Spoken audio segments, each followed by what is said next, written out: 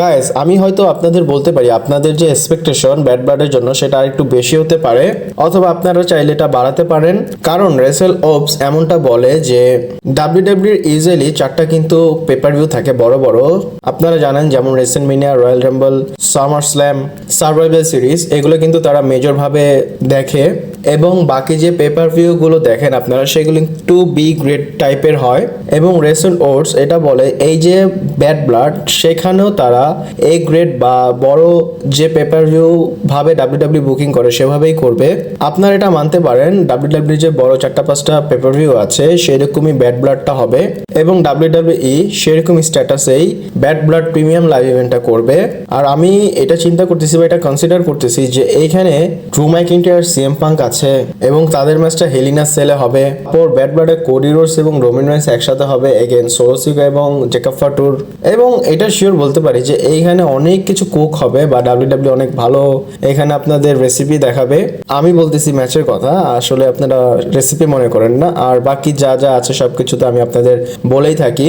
আর আজকে অনেক আপডেট আছে, চলুন শুরু করা যাক। Hello viewers, welcome to Rachel Bangla BD. সবার প্রথম এই ডাব্লিউর কথা বলি। আর এই ডাব্লিউতে এমভিপি চলে এসেছে। আর এমভিপির সাথে আসলে ববি ল্যাশলি আসেনি, তো একটা সেগমেন্ট চলতেছিল এই ডাব্লিউতে এবং এমভিপি এসে নানা প্রিন্সের সাথে কথা বলতেছিল এবং এখানে সে বিজনেস কথাটা ড্রপ করে, যেটা আসলে ববি ল্যাশলি বলে থাকতো এবং হার্ড বিজনেস এখানে কিন্তু আমরা রিলেট করতে পারি। এবং এখানে এমভিপি এমন ভাবে কথা বলতেছিল সে সরাবের সাথে কিছু ডিল করবে, এমনটা আসলে বোঝা যাচ্ছিল। আর এখানে একটা জিনিস লিড করতে পারে যেখানে ববি ল্যাশলি এবং সরবের একটা ম্যাচও হতে পারে, আর এটা খুব বড় একটা ম্যাচ হবে। আর ববি ল্যাশলির বিষয়ে কোনো ক্লিয়ারিটি নেই, বাট আস্তে আস্তে বোঝা যাবে যে সে কি করতেছে। আর এমভিপি তো চলে এসেছে, আর এখন ববি ল্যাশলির জন্য ওয়েট করতে হবে। নেক্সট যে কথাটা বলবো সেটা শুনে আসলে আপনারা অনেক বেশি খুশি হয়ে যাবেন। আর অফিসিয়ালি ডাব্লিউডাব্লিউর তরফ থেকে আমরা এটা জানতে পেরেছি Roman Reigns, full time Roman Reigns আসলে চলে এসেছে। আর এখানে আপনারা স্ম্যাকডাউনের যে যে জায়গায় সে অ্যাপিয়ারেন্স করবে সেটা দেখতে পাচ্ছেন। অক্টোবরের 11 তারিখ, অক্টোবরের 18 তারিখ, অক্টোবরের 25 তারিখ, নভেম্বরের 8 তারিখ, 15 তারিখ এবং 22 তারিখেও সে আসবে। আর নভেম্বরের 1 তারিখে যে স্ম্যাকডাউন সেখানে জাস্ট সে গ্যাপ দিয়েছে, এছাড়াও টানা সে 6টা স্ম্যাকডাউনে অ্যাপিয়ারেন্স করবে।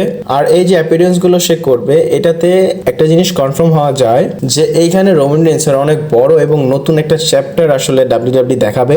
আর রোমান রেইন্স যেহেতু টানা এতদিন আসতেছে, অলরেডি ডাব্লিউডাব্লিউ সেটা নিয়ে আসলে কাজ করা শুরু করে দিয়েছে, কারণ Roman Reigns as a baby face এখনো কিন্তু ওইভাবে অ্যাপিয়ারেন্স করেনি। আর আপনারা হয়তো একটা নতুন সিনেমা যেটা ডাব্লিউডাব্লিউর ওয়ার্ল্ড বা ডাব্লিউডাব্লিউতে অনেক বেশি ফেমাস, সেটা আপনারা আবার দেখতে পারেন রোমান রেইন্সের পক্ষ থেকে। এরপর গাইস অ্যালেক্সা ব্লেসের বিষয়ে কথা বলি। আর আমি তো আপনাদের অ্যালেক্সা ব্লেসের বিষয়ে আপডেট দিয়েছিলাম যে সে চলে আসবে বা রিটার্ন করবে খুব তাড়াতাড়ি, কিন্তু পিডাব্লিউ ইনসাইডার তারা এটা বলতেছে যে ডাব্লিউডাব্লিউ অ্যালেক্সা ব্লেসের যে রিটার্ন সেটা তো তাড়াতাড়ি করাবে না। এবং তারা এটাও বলে যে এই বছরের এন্ডে অথবা এই বছর শেষ হলে 2025 সালে অ্যালেক্সা ব্লেসকে রিটার্ন করাবে। আর যদি এই হিসাবটা করি, অলরেডি 3 থেকে 4 মাস বাকি আছে অ্যালেক্সা ব্লেসের রিটার্ন করার। আর দেখে মনে হচ্ছে ডাব্লিউডাব্লিউ এত বেশি আসলে পুশ করতেছে না অ্যালেক্সা ব্লেসকে বা তাকে নিয়ে চিন্তা করতেছে না। অ্যালেক্সা ব্লেসের যদি রিটার্ন হয়, এখানে অনেকগুলা অপশন আছে। সে ওয়াইড সিক্সও আসতে পারে এবং সে যে আগের যে সিঙ্গেলস রান সেখানেও সেভাবেও সে আসতে পারে। এরপর গাইস একটা স্যাড বা আনফরচুনেট যেটাই বলেন সেই বিষয়টা নিয়ে কথা বলবো।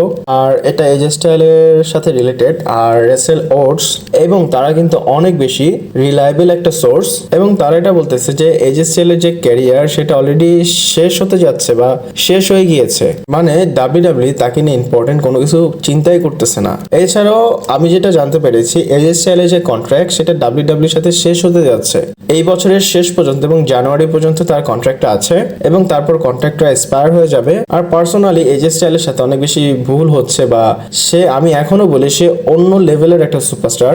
আমার মাঝে মধ্যে ট্রিপল এইচকে দেখে মনে হয় যে সে মাঝে মধ্যে অনেক ভালো সিদ্ধান্ত নেয়, বাট সে পুরান সুপারস্টার বা ভালো সুপারস্টারদের ওইভাবে কদর করতেছে না, বিশেষ করে এজে স্টাইলের কথা বলতেছি।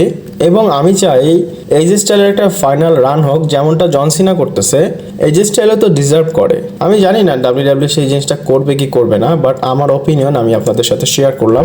এরপর গাইস ড্রু ম্যাকইন্টায়ারের বিষয়ে কথা বলি। আর ড্রু ম্যাকইন্টায়ার যে সোশ্যাল মিডিয়া স্টার, এটা তো আমি আপনাদের বলেছি, এবং তার যে সোশ্যাল মিডিয়াতে ট্রল সেই জিনিসটা আসলে শেষ হয়নি। আর এইবার সে সিএম পাঙ্কের কুকুর ল্যারিকে ট্রল করা শুরু করেছে। আর আমি তো আপনাদের কালকের ভিডিওতে দেখিয়েছিলাম সিএম পাঙ্কের কুকুর কিভাবে ঘোরাঘুরি করতেছে। আর এখানে সে একটা ভিডিও পোস্ট করেছে একটা ডগের, আর এখানে কোনো ডগের মালিক নেই বা তাকে যে পালে সে নেই, এবং সেই কুকুরটা রাস্তার মধ্যে টাইম স্পেন্ড করতেছে, মানে তার সাথে কেউ নেই। এবং এখানে সে লিখেছে ল্যারি আফটার ব্যাড ব্লাড। এটার মানে সে বোঝাতে চাচ্ছে যে ড্রু ম্যাকিন্টায়ার তো একদম সিএম পাঙ্ককে মেরে একদম ভাগিয়ে দিবে, তারপরে তার কুকুরের এই অবস্থা হবে, তার মালিক তার কাছে থাকবে না।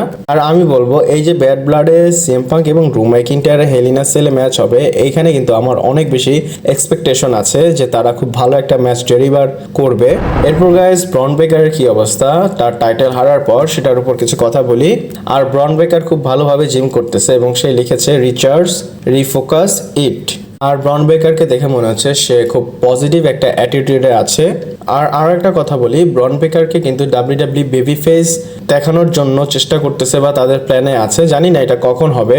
আর ব্রন বেকারের আসলে আরো কয়েকটা দিন টাইটেল রেইনটা দেওয়া উচিত ছিল, বাট তার অপোনেন্ট জেউসো সেও আসলে ডিজার্ভ করে। আমার ফেভারিট দুইজন, বাট তাদের মধ্যে জেউসো অনেক ফেভারিট। আপনাদের তাদের মধ্যে কাকে ভালো লাগে আমাকে কমেন্ট করে জানাতে পারেন। এবং আজকের ভিডিওটা এই পর্যন্তই ছিল, বাট যাওয়ার আগে আপনাদের একটা পোস্ট দেখায়, এবং এখানে টামাটঙ্গা পোস্ট করেছে টেবিল টু ইয়া ইয়া ইয়া ইয়া ইয়া, আর একটা অদ্ভুত একটা ছবি সে শেয়ার করেছে।